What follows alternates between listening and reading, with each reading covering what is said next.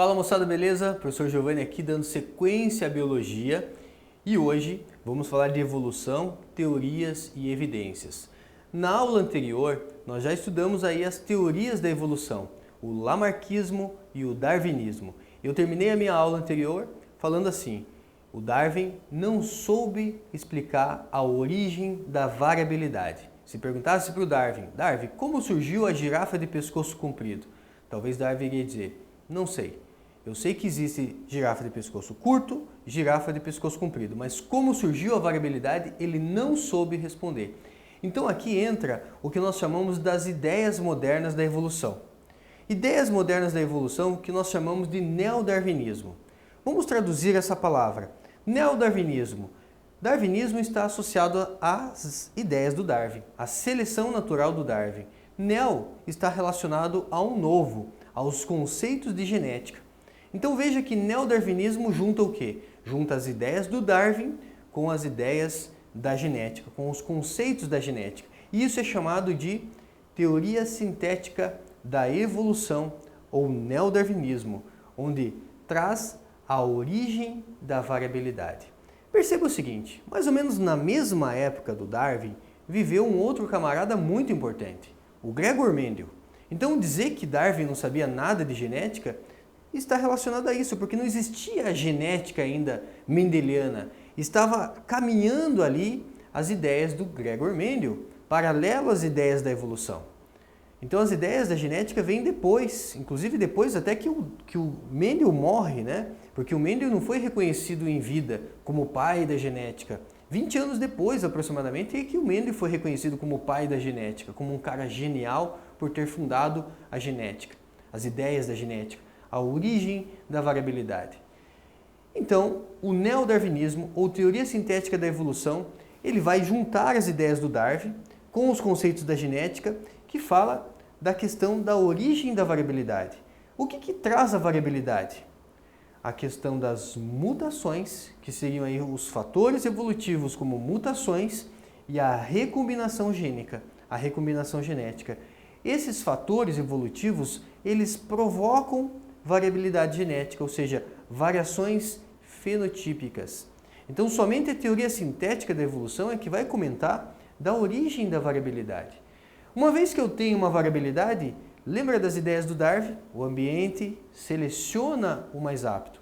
Se o ambiente seleciona o mais apto, a seleção natural atua nessas variabilidades, selecionando o melhor adaptado.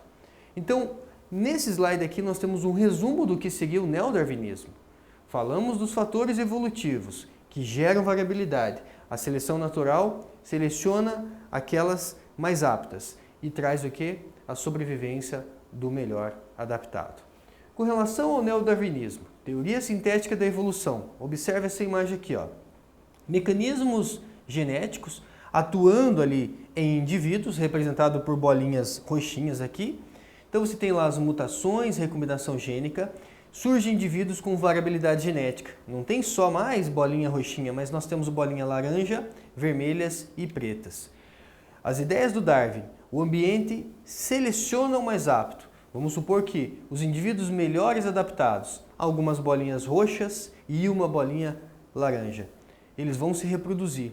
Então, essa seria então a ideia da teoria sintética da evolução, que diz o quê? Conta com a contribuição aí de vários cientistas de todo o mundo, agrega a seleção natural, os conhecimentos complementares de genética, bioquímica e ecologia. Mecanismos causadores da variabilidade genética, lembre-se que nós temos a mutação mais a recombinação gênica. Como que isso pode aparecer numa questão de vestibular e Enem? Veja que aqui nós temos a ideia de bactérias resistentes a um antibiótico. Tem muita gente que pensa que o fato de usar o antibiótico faz com que uma bactéria se torne resistente. Olha como eu estou falando. Usei um antibiótico, a bactéria vai se tornar resistente. Essa ideia é errada. O que acontece? Quando uma pessoa faz uso de um antibiótico, você tem uma população aqui de bactérias amarelinhas. Só que, provavelmente, deve existir algumas bactérias diferentes nesse pacote. E quando usa o antibiótico, provavelmente 99% das bactérias devem morrer. E quais bactérias vão sobreviver? aquelas que são mais aptas. Provavelmente já existam bactérias que são resistentes a esse antibiótico. Então não significa que, usou o antibiótico, a bactéria se tornou resistente. Não, essa ideia é errada. Ao usar o antibiótico selecionou as bactérias mais resistentes. Então quem sobreviveu? Bactérias vermelhinhas são as mais resistentes. Quem vai reproduzir? As melhores adaptadas, nesse caso, bactérias vermelhas. Então observe, gente, que o uso do antibiótico é um ponto importante. Toda vez que você consulta um médico e ele recomenda o uso de um antibiótico por 7 dias, é importante você fazer o uso corretamente. O antibiótico não é um medicamento comum, igual a outro, que você pode tomar e parar a hora que você quiser. Não, se você começar a fazer o uso do antibiótico, é importante que você use ele até o final, conforme a prescrição aí médica. Maravilha? Porque senão você pode selecionar bactérias resistentes. Quem vai sobreviver? Essas bactérias mais resistentes, e aí a doença ela pode se agravar e você pode necessitar de um antibiótico mais forte. O problema é que talvez não exista esse antibiótico mais forte.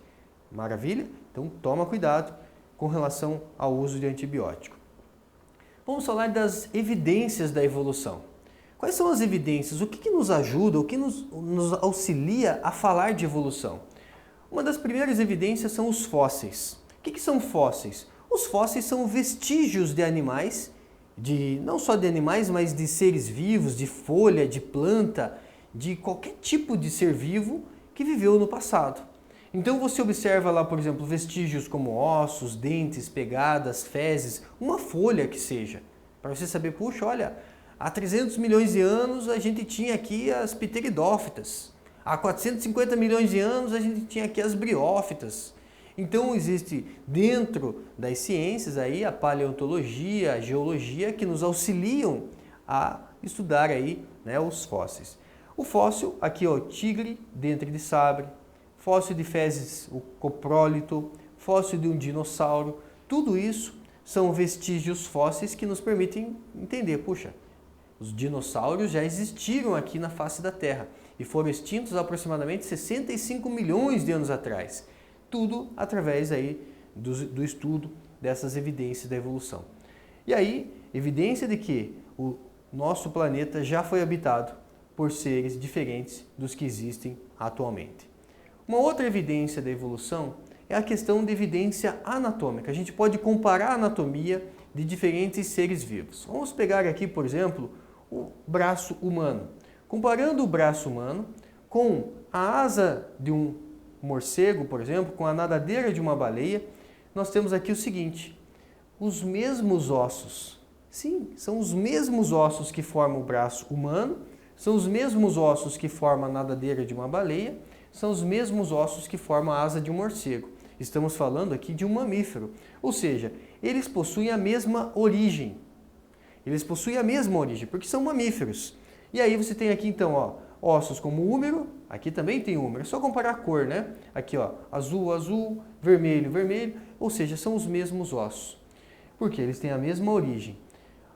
Órgãos que têm a mesma origem, funções diferentes, como é o caso aqui, né? O braço humano está associado à manipulação, a nadadeira de uma baleia à natação, a asa de um morcego ao voo. Órgãos diferentes ou iguais, que têm a mesma origem, a gente chama de órgãos homólogos. Então, mesma origem, funções diferentes, como é o caso, ou funções iguais, nós chamamos de órgãos homólogos. Isso induz a gente a pensar numa irradiação adaptativa. Imagine que nós temos aqui um grupo de mamíferos, um ancestral comum, e em relação a esse ancestral, que realizam aqui agora, né? Esses seres aqui realizam funções diferentes, mas devido a uma pressão do ambiente, devido a onde eles vivem, o ambiente selecionou o mais apto. Nós tivemos aqui uma divergência evolutiva a partir de um ancestral comum.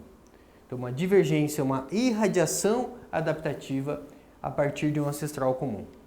Então, observe que órgãos homólogos, a gente está falando órgão homólogo, mesma origem, funções diferentes ou funções iguais, isso está relacionado a uma irradiação adaptativa.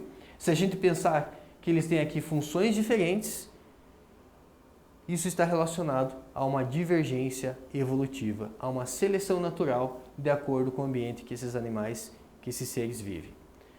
Uma outra evidência anatômica está relacionada a órgãos análogos. Órgãos análogos, eles apresentam uma origem diferente, mas têm uma mesma função. Se eu comparar a asa do morcego, está relacionado ao voo. A asa de um inseto também está relacionada ao voo. E a asa de uma ave também está relacionada ao voo. Temos origens diferentes, mas a função é a mesma, voo. Aqui nós podemos pensar então em uma convergência adaptativa, ou seja, eles tiveram origens diferentes, mas devido a uma convergência evolutiva, você tem o quê? Ali essa adaptação. Olha esse exemplo aqui, ó. Nós observamos a convergência adaptativa, por exemplo, eu tenho aqui o golfinho, que é um mamífero, temos um réptil fóssil e o tubarão. Nossa, professor, eles são muito parecidos. Exatamente, eles são muito parecidos. Mas você tem ali um mamífero, um réptil e um peixe. O que faz anatomicamente eles serem parecidos? Anatomicamente eles serem similares se eles têm origens diferentes. Se eles têm origem diferente, quer dizer, o ambiente ele favorece o quê? Olha só, realizam a mesma função.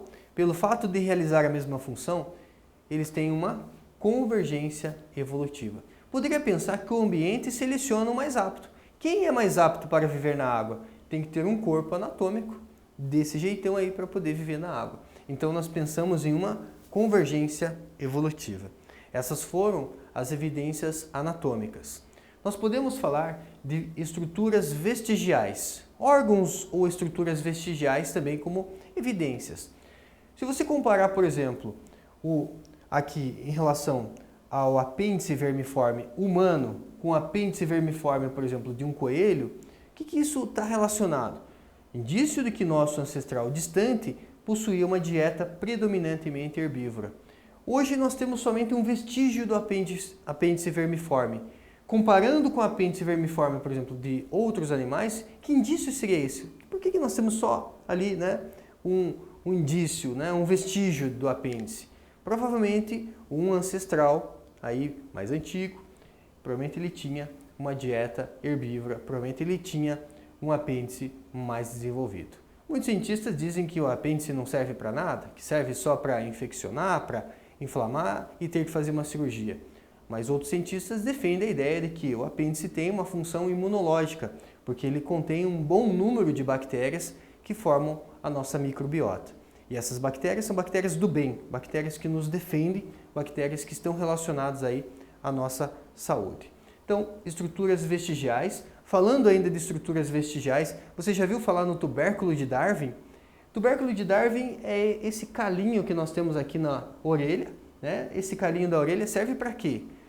Em alguns animais isso daqui tem uma função muito interessante que controla e regula o som.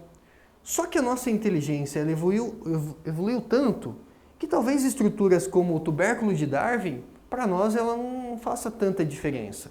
Mas para muitos animais, o tubérculo de Darwin, inclusive, é bem desenvolvido. Falando ainda de estruturas vestigiais, uma outra estrutura vestigial é o cóccix. Aquele ossinho que pode, né, estar mais desenvolvido. Pelo menos na nossa fase embrionária, ele está bem desenvolvido. Mas o que acontece? Essa estrutura vestigial serviu como uma cauda, provavelmente, nos nossos ancestrais. Atualmente, a gente não desenvolve essa estrutura, mas tem ali um vestígio do cóccix. Agora, o que eu vou te mostrar aqui é bem curioso, uma evidência embriológica, que fala de uma embriologia comparada. Nós temos aqui 4 embriões. Se eu perguntar para vocês, eles são parecidos? Você vai dizer, são, professor, parece que são bem parecidos. Mas olha só, nós temos aqui o embrião de um réptil, o embrião de uma ave, o embrião de um porco e o embrião humano. Observe que o embrião, a fase embrionária, ela é muito próxima, ela é muito similar. E o que isso sugere? Que nós viemos do réptil? Que nós viemos do porco? Não. Isso sugere um grau de parentesco. Então é uma evidência embriológica, que quando a gente compara esses embriões, isso sugere um grau de parentesco. Na atualidade, nós temos também evidências que são chamadas de evidências moleculares. Evidências evolutivas que Darwin não pôde constatar. Então esse tipo de evidência, por exemplo, aqui o Darwin não comentou. Darwin não fala de evidências moleculares, mas uma informação que às vezes aí vai ajudar você a resolver exercício. Os seres vivos formam suas proteínas com os 20 aminoácidos presentes na natureza. Lá na bioquímica você estuda, você aprende que existem 20 tipos de aminoácidos. E a partir desses 20 tipos de aminoácidos é que nós formamos as nossas mais de 100 mil tipos aí de proteínas. E o código genético ele é universal. Se o código genético é universal e todos os seres vivos produzem as suas proteínas a partir dos mesmos 20 aminoácidos, o que acontece? Nós podemos comparar o citocromo C. Sobre o que é o citocromo C? Citocromo C é uma proteína que está relacionada ao processo de respiração celular. O citocromo C é uma proteína formada por 104 aminoácidos. Mas quando eu comparo o homem, o ser humano, com outros animais, entre o ser humano e o macaco, o citocromo C ele tem ali 8 aminoácidos diferentes. Ou seja, isso sugere um parentesco maior com o macaco do que com a rã, por exemplo. Que entre o homem e a rã, desses 104 aminoácidos, 67 são diferentes. Ou seja, nós estamos num parentesco mais distante de uma rã e mais próximo, por exemplo, de um macaco. Não significa que nós viemos do macaco, não é isso não. Significa que existe um grau de parentesco com o macaco. Beleza? Em relação ao cão, 32 aminoácidos ali diferentes. Em relação à ave, 45. Mas o que eu gostaria da observação é, observe que entre homem e macaco, se a gente analisar uma molécula que é o citocromo C, uma molécula proteica, apenas 8 aminoácidos diferentes. Podemos também comparar o DNA. O DNA do ser humano com o chimpanzé. Acredita-se que o chimpanzé seja aí o primata que tem um parentesco maior com o ser humano. O potencial de igualdade do DNA de um chimpanzé com o DNA humano chega a 98%. Caramba, muito próximo, né? Uma porcentagem de igualdade muito grande em relação ao DNA. É uma evidência molecular. Então eu posso dizer, olha, nós temos um parentesco muito maior com o chimpanzé do que com o gibão, que é um outro primata, com o gibão 95%, com o lêmure 58%. O lêmure, ele é um mamífero aí, né, ancestral, chamado de prosímio, né, mas muito mais distante. Então, a porcentagem de igualdade faz sentido ser muito menor. Maravilha, gente! Encerramos assim mais um compromisso. Até a próxima. Tchau, tchau.